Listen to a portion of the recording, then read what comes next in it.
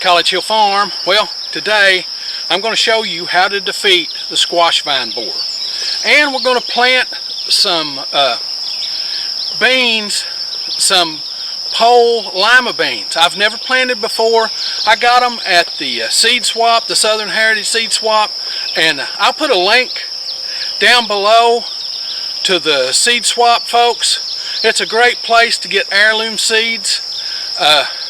They have a couple events a year, and I go and to the one that comes here to BORER when I get a chance. I didn't get to go this year because we had too many other things going on. But it's time to defeat the squash vine borer. But first, let's look at what I've got out through there. Now, squash is one of those things that when it starts coming in, you get a lot of it. There's a zucchini, and then right down through here are summer squashes, and then below them right down in there, that's cucumbers. I've only got 2 hills of cucumbers, 3 hills of summer squash, and 1 hill of zucchini, because once they start putting on, they put on a lot. But now, the number one way, you'll notice I plant them alongside where I mow. Okay, I plant them close to where I mow. That way if I run out and want to get a squash, I can just run out without having to get in this plowed dirt and get my feet muddy. So I can just run out with a truck and hop out and grab a squash by just walking in the grass. I can bring my tennis shoes out here and I don't have to go put on my boots. So I'm going to try today and keep us in that same vein. So let's go plant some more. These are a month old. This is what a zucchini looks like in a month. That's what summer squash looks like in a month. They're not nearly as big. So yeah, it's been so wet. My summer squash have got kind of a, looks like a mold on them, but they'll be okay. They'll grow out of that. It'll dry off. When it dries off, they'll grow out of that really good. Okay, so let's go beat the squash vine borer. Okay, this morning I came down through here and I planted 2 rows of corn and 2 rows of beans and a row of beans. So what I want to do is right here where the grass starts, so I don't have to run out and get my feet wet, I'm going to plant a hill of summer squash. So just take the dirt, pull it up, flatten it off some. And this year, I think I'll plant a zucchini here, because zucchini is a bigger bush, and when the corn grows up, it might shade it a little. So I'll plant a zucchini right here.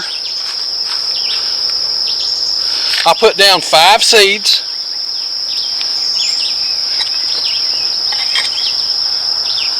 Then I'll just pull some dirt over them and firm it.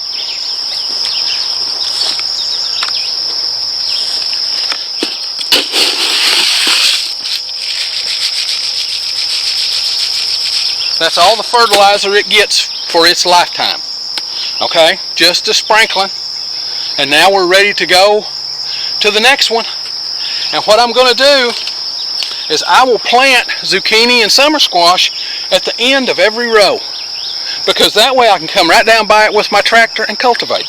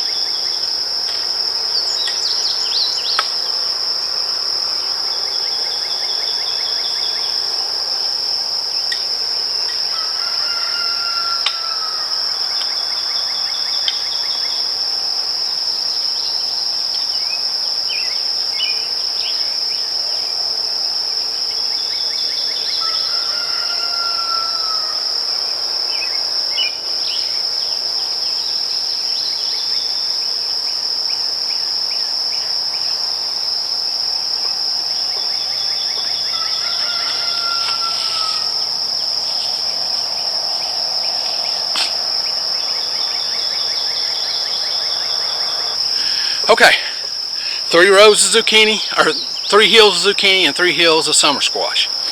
Now, this is the end of June. The end of July, I'll do that again at the other end of the garden. Okay? So, I've always got summer squash and zucchini coming on. What that does, we don't like it in the freezer. So I only plant enough for us to eat. And that keeps us from messing up and putting it in the freezer and then you get squish. I just don't like squash out of the freezer. The texture is just all off. So we fry it, we bake it, we do all kinds of stuff with it.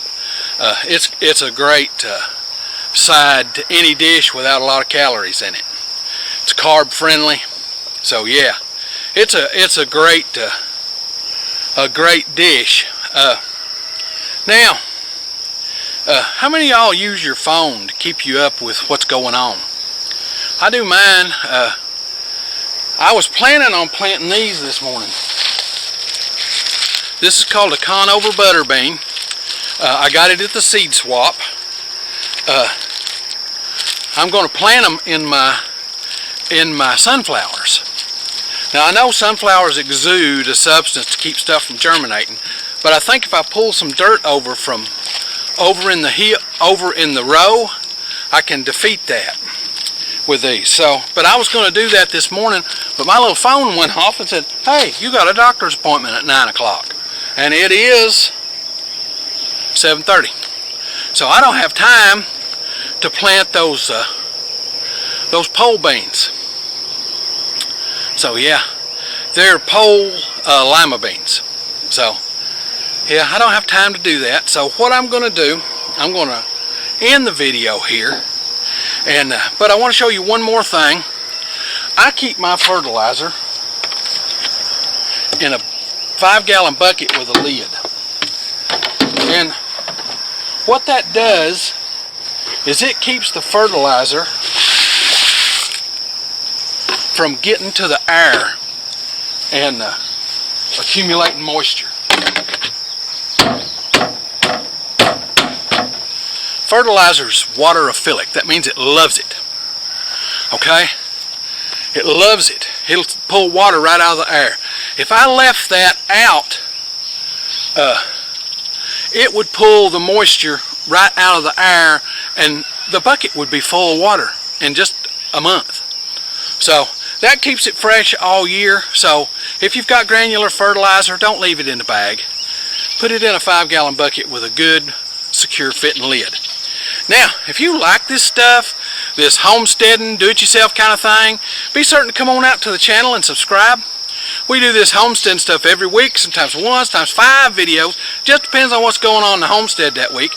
Now, if you hit the little bell, it'll be right up here. When you come to the channel, it'll notify you when we upload a video. We upload on Sundays, Tuesdays, and Thursdays, with the occasional short on Friday and Saturday and through the week. Now, time for me to get on to the next thing. I love you all.